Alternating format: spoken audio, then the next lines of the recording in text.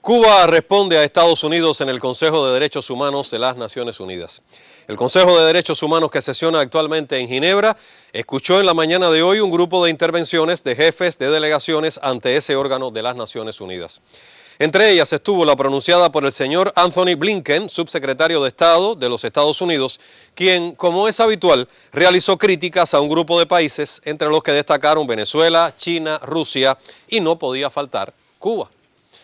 Sobre Venezuela llamó a la liberación de Leopoldo López y Antonio Ledesma, en prisión en el país sudamericano por delitos contra el pueblo venezolano, entre ellos los asesinatos cometidos durante las guarimbas con las que se intentó desestabilizar a la sociedad venezolana.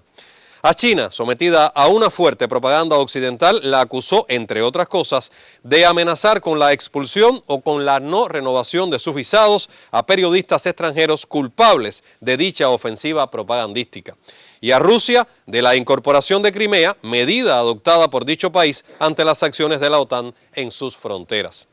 Con respecto a nuestro país, en las vísperas de la visita del presidente de los Estados Unidos, dijo que el presidente Obama enfatizará sobre la importancia de que el pueblo cubano sea libre de elegir a sus dirigentes, de expresar sus ideas y de que la sociedad civil pueda florecer, obviando que ya el pueblo cubano decidió libremente su destino el 1 de enero de 1959.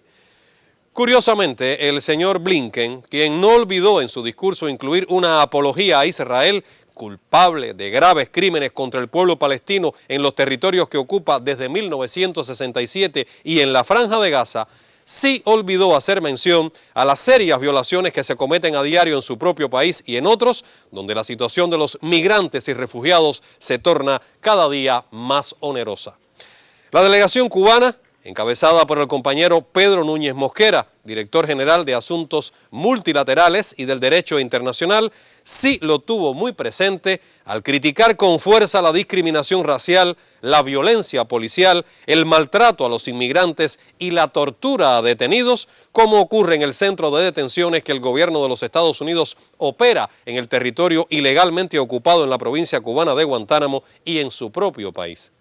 Al mismo tiempo, resaltó la necesidad de que se ponga fin, sin demora, al bloqueo económico, comercial y financiero que Estados Unidos aplica contra Cuba, que es la principal violación que se comete contra los derechos cubanos de todo un pueblo y que durante los últimos meses se ha agudizado con la imposición de sanciones millonarias contra entidades bancarias y financieras internacionales con el fin de intimidarlas y obstaculizar las transacciones económicas y financieras de Cuba.